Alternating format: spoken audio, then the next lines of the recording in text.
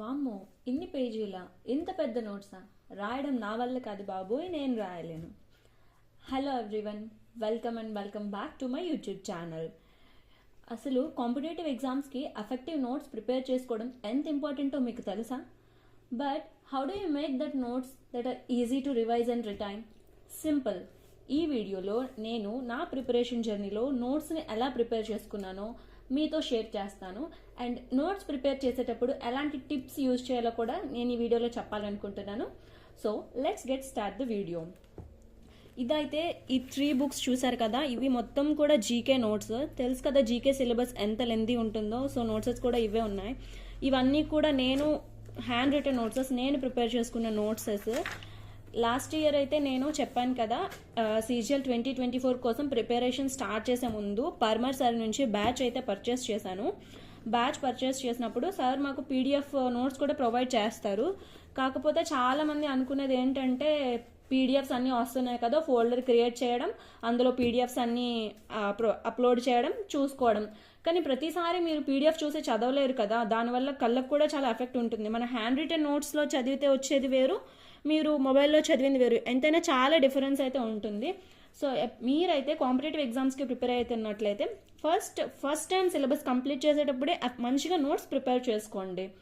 మీకు మళ్ళీ చేయాల్సిన అవసరం ఉండదు. మీరు ఒకసారి ప్రిపేర్ చేసుకున్నాక మీరు ఫెయిల్ అయినా లేదా ఏదైనా సరే సెకండ్ టైం కోసం మీరు మళ్ళీ రాయాల్సిన అవసరం అయితే అస్సలు ఉండదు. ఒకసారి ప్రిపేర్ చేసుకుంటే అది లైఫ్ లాంగ్ మనం ఉంచుకోవాలి, కానీ చాలా బాగానే ఉంటుంది. సో చూసారు కదా, ఫస్ట్ ఇది హిస్టరీతో సార్ అప్పుడు స్టార్ట్ చేశారు. నేను కూడా history.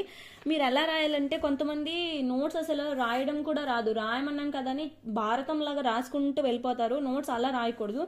Just main headings and కొన్ని ఫ్లో చార్ట్స్ని, టేబుల్స్ని యూస్ చేయడం వల్ల మన నోట్స్ అనేది సింపుల్గా ఉంటుంది. మీరు నోట్స్ ఎందుకు చేస్తారు? రివిజన్కి ఈజీగా ఉండేలా ప్రిపేర్ చేసుకోవాలి. అది కూడా చాలా మందికి తెలీదు. నోట్స్ అయితే రాస్తారు కానీ మొత్తం ఒక పెద్ద బుక్కులు రాసేస్తుంటారు. అలా రాస్తే యూజ్ ఉండదు. కాకపోతే ఇక్కడ నేను బ్యాచ్ పర్చేస్ చేశాను కాబట్టి నాకు స్పెషల్గా ఏం లేదు. సార్ నోట్స్కి ఎంత కావాలో అంతే ఇచ్చారు. నేను కూడా అలానే రాసుకున్నాను. సో ఇక్కడ మీకైతే చూపిస్తున్నాను. ఇది స్టోన్ ఏజ్ చూసారు కదా, ఫ్లో చార్ట్స్తో సార్ ఎలా చెప్పారో నేను అలానే పీడిఎఫ్లో ప్రొవైడ్ చేసినట్టే రాశాను. మొత్తం history, polity, geography, economics, biology, physics అన్ని నోట్స్ కూడా రాశాను నేనైతే. ఇలాగా ఇంపార్టెంట్ అనిపించినవి నేను జస్ట్ ఇదిగోండి ఈ 2 హైలైటర్స్ యూస్ చేసి నాకు ఇంపార్టెంట్ అనిపించినవి, అండ్ సార్ ఎక్కడైతే ఇంపార్టెంట్ ఇది పక్కా గుర్తుపెట్టుకోవాలని చెప్తారో అలాంటి వర్డ్స్ని, కీవర్డ్స్ ఇవన్నీ కూడా నేను హైలైట్ చేసి పెట్టుకున్నాను. దానివల్ల మనకి రివిజన్ చేసేటప్పుడు చాలా ఈజీగా ఉంటుంది. సో అందుకోసమని నేను ఇలా చేశాను. ఇది వచ్చేసి హిస్టరీ, మొత్తం ఏన్సియంట్ హిస్టరీ 3 పార్ట్స్ కదా. నేను కొన్ని దగ్గరలో నాకు ఎక్కడైతే గుర్తుండట్లేదు అంటానో అలాంటి దగ్గరలో ఇలా స్టిక్కీ నోట్స్ని కూడా యూస్ చేశాను. మీకు చూపిస్తాను చూడండి. ఇవే స్టిక్కీ నోట్స్. చాలా తక్కువ ప్రైసే ఉంటుంది. ఒక 30-40 రూపీస్లో ఇంత కొంచెం చిన్న టైప్ ఆఫ్ బండల్లా వస్తుంది. ఇది మీరు నోట్ మేకింగ్లో యూస్ చేసుకుంటే చాలా యూజ్ అయితే అవుతుంది. ఎందుకంటే మనం ఒక మొత్తాన్ని చిన్న సమ్మరైజ్ చేసి రాసుకుంటే మనకి ఎప్పుడైనా మనకి ఆ డౌట్ ఉన్న టాపిక్స్ని చదువుకునేటప్పుడు బాగుంటుంది. సో నేనైతే వాటిని కూడా యూజ్ చేస్తూ ఉంటాను. ఇక్కడ చెప్పాను కదా సార్ మంచి ట్రిక్స్ అని చెప్తారని.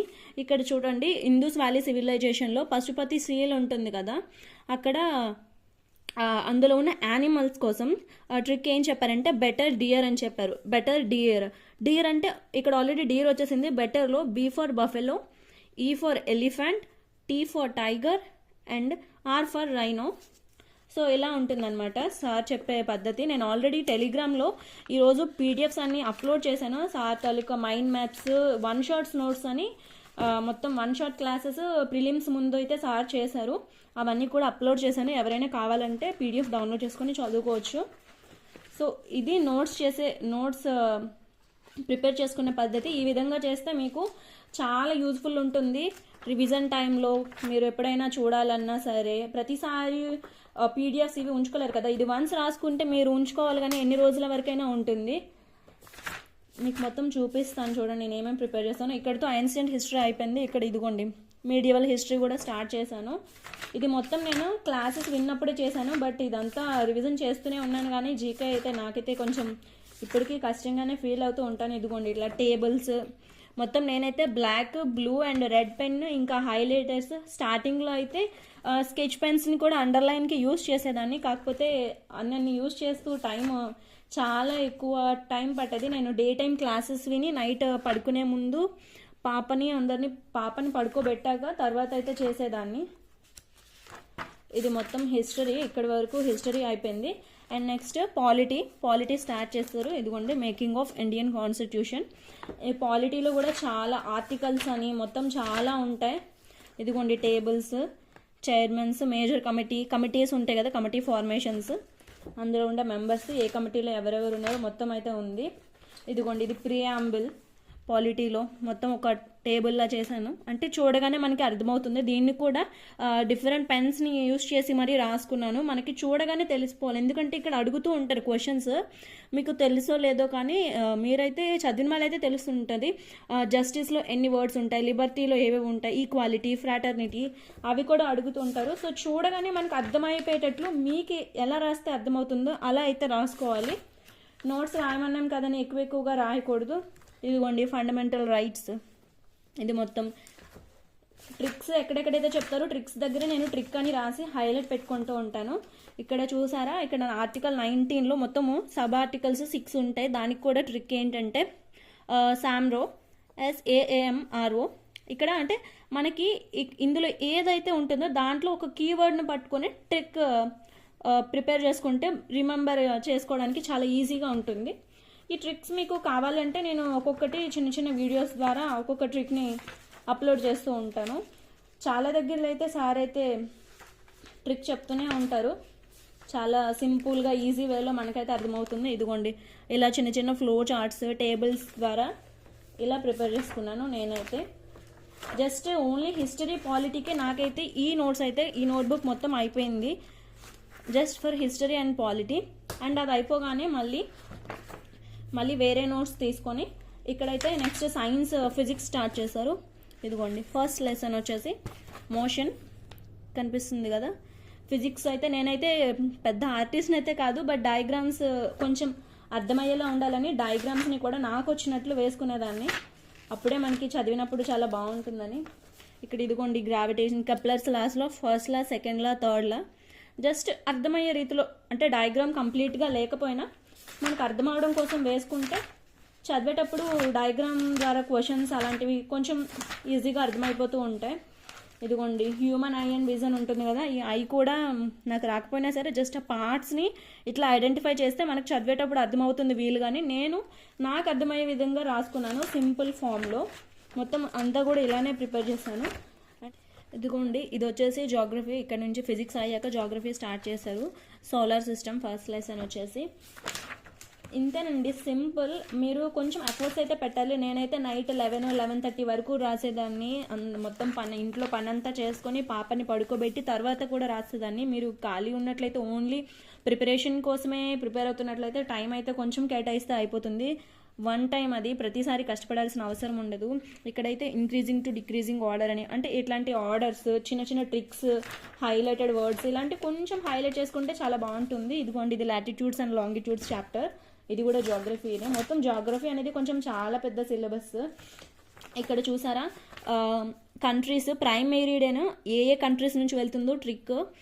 BSF game in Togo kingdom, అంటే B ఫర్ వచ్చేసి Burkina Faso, S for Spain, F for France. And గేమ్లో G for Ghana, A for Algeria, M for Mali, and Togo అంటే టోగో. కింగ్డమ్ వచ్చేసి K for kingdom వచ్చేసి UK. ఇలా చెప్తూ ఉంటారనమాట. చాలా బాగుంటాయి. మీకు ట్రిక్స్ అన్నీ కావాలంటే, మీరు అందరూ ఎక్కువ మంది కావాలనుకుంటే నేనైతే తప్పకుండా అలాంటివి వీడియోస్ అయితే పెడతాను మీరు కోరుకున్నట్లయితే. ఇదిగోండి ఇవన్నీ కూడా నేను ఇట్లానే నోట్స్ అది ప్రిపేర్ చేసుకొని మొత్తము రాసుకున్నా. జోగ్రఫీ వచ్చేసి టోటల్ 19 లెక్చర్స్ అయితే ఉన్నాయి. ఒక్కొక్కసారి క్లాసెస్ అయితే విన్నాను. ఇదిగోండి మ్యాపింగ్ కూడా చాలా ఇంపార్టెంట్. నేను ఆల్రెడీ పెద్ద మ్యాప్స్ని నా గోడకి ఆల్రెడీ ఎక్కడైతే చదువుతుంటానో అక్కడ వాల్కి అయితే స్టిక్ చేసుకున్నాను. బట్ ఇలాంటివి ఏంటంటే చిన్న చిన్న మ్యాప్స్ ఇలా వేసుకోవడం వల్ల అయితే బాగుంటుంది. మనకి చిన్న అర్థమయ్యేటట్టు, నాకు అర్థమయ్యేటట్టు నేను వేసుకున్నాను.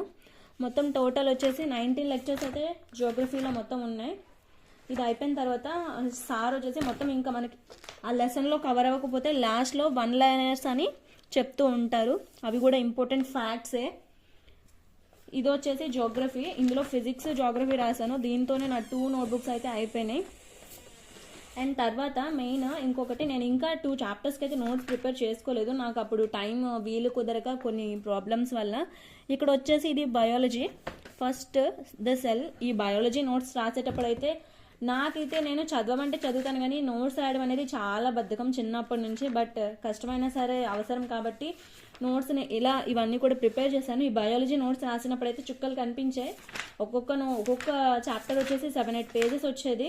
చూసారా, ఇది ఓన్లీ 1 చాప్టర్కి ఇన్ని పేజెస్. అయినా సరే కొంచెం ఓపిక తెచ్చుకొని మరీ రాశాను.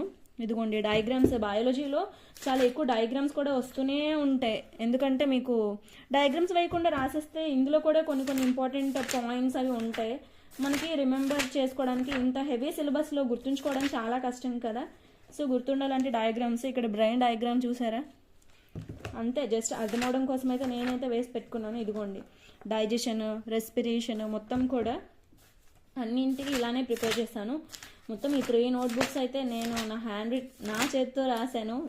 కాకపోతే ఇప్పుడు చాలా యూజ్ అవుతుంది నాకు. అప్పుడు కష్టం అనిపించినా సరే ఇప్పుడు హ్యాపీగా ఫీల్ అవుతున్నా రాసినందుకు. ఇది మొత్తం వచ్చేసి బయాలజీ నోట్స్. ఇంకా బయాలజీ తర్వాత కూడా ఇంకొక చాప్టర్ వచ్చేసి ఇంకొక సబ్జెక్టు ఎకనామిక్స్. ఎకనామిక్స్లో కొంచెం తక్కువ కాన్సెప్ట్స్ ఉంటాయి, బట్ దానికి కూడా టోటల్ వచ్చేసి ఒక 10 లెసన్స్లా ఉండేవి. మొత్తం రాసుకున్నాను. నేను స్టాటిక్ జీకేకి ఇంకా కెమిస్ట్రీకి నోట్స్ అయితే ప్రిపేర్ చేసుకోలేదు. కెమిస్ట్రీ నేను సిలబస్ని కూడా కంప్లీట్ చేయలేదు. సో అందువల్ల నోట్స్ కూడా ప్రిపేర్ చేసుకోలేకపోయాను, అప్పుడు నాకు టైం సెట్ అవ్వక. ఇది మొత్తం వచ్చేసి బయాలజీ అండ్ ఎకనామిక్స్. ఇక్కడ వచ్చేసి స్టాటిక్ జీకే, సెన్సెస్ ఓన్లీ 3 టాపిక్స్కే చేశాను. ఇక్కడ మొత్తం ఈ సెన్సెస్ అయితే మీరు వన్స్ సార్ క్లాస్ నుంచి పీడిఎఫ్ నేను ఆల్రెడీ పెట్టాను. ఇది కానీ చదివితే మీకు సెన్సెస్ నుంచి ఏ క్వశ్చన్ కూడా ఇంకా దాని నుంచి బయటకైతే అస్సలు రాదు. ఇదిగోండి ఇది క్లాసికల్ డాన్సెస్. మొత్తం 8 క్లాసికల్ డాన్సెస్ ఉంటాయి. అందులో ఉండే ఎక్స్పోనెంట్స్ అంటే ఎవరెవరు వాళ్ళ నేమ్స్ అనేది చాలా ఇంపార్టెంట్. దానికి కూడా ట్రిక్స్తో చెప్పారు. ఇక్కడ వచ్చేసి ఫోక్ డాన్సెస్, ఇది కూడా రాశాను. జస్ట్ నేను చదివిన టాపిక్స్ వరకు నోట్స్ అయితే ప్రిపేర్ చేశాను. ఇదిగోండి ఫెస్టివల్స్ ఆఫ్ ఇండియా ఇక్కడ స్టార్ట్ చేశాను, బట్ అది కంప్లీట్ చేయలేకపోయాను. ఈ విధంగా నేనైతే నోట్స్ ప్రిపేర్ చేసుకున్నాను. జస్ట్ ఒక 2 హైలైటర్స్ అండ్ ఒక black pen, blue pen and red pen ఇలానే తీసుకుంటే జస్ట్ ఒక మార్కర్ లాంటిది ఇది యూజ్ చేసి అయితే నేనైతే ప్రిపేర్ చేసుకున్నాను. చాలా ఇంపార్టెంట్ నోట్స్. మీకు రాసినప్పుడు కష్టంగా అనిపిస్తుంది కానీ తర్వాత దాని యూజ్ వచ్చినప్పుడు మీకైతే అర్థమవుతుంది. చెప్పాను కదా, సింపుల్గా రాసుకోవాలి. పెద్దగా కష్టం అంటే ఎక్కువగా మ్యాటర్ ఎక్కువగా రాయకుండా కీవర్డ్స్ని చిన్న హైలైట్గా ఫ్లో చార్ట్స్, టేబుల్స్ ఇలాంటివన్నీ యూజ్ చేస్తూ అయితే రాసుకోండి. చాలా బాగుంటుంది. ఫోల్డర్స్ క్రియేట్ చేసి పీడిఎఫ్స్లో చదువుకుంటామంటే ఇంకా మీ ఇష్టం. నోట్స్ ప్రిపేర్ చేసుకుంటే చాలా బెనిఫిట్స్ అయితే ఉంటాయి. మీ చేతితో రాసిన మీరు చదివితే చాలా బాగా అర్థం కూడా అవుతుంది, చాలా వరకు గుర్తుంటుంది. రాయడం వల్లే మనకి సగం క్లాస్ విన్నాము, ఫస్ట్ క్లాస్ వింటాం, తర్వాత రాస్తుంటే కానీ కొంచెం అలా కొన్ని గుర్తుంటాయి. నాకైతే అది చాలా యూజ్ అయింది. రాయడం వల్ల కొంచెం గుర్తు కూడా ఉన్నాయి. సో అందుకే నోట్స్ అనేది చాలా ఇంపార్టెంట్. ఇది అండి ఈరోజు వీడియో. ఈ వీడియో మీకు హెల్ప్ఫుల్గా అనిపించినట్లయితే లైక్ చేయండి, షేర్ చేయండి. అండ్ మీ నోట్ మేకింగ్ మీరు ఎలాంటి టిప్స్ యూజ్ చేస్తారో నాకైతే కామెంట్ చేయండి. See you in the next video.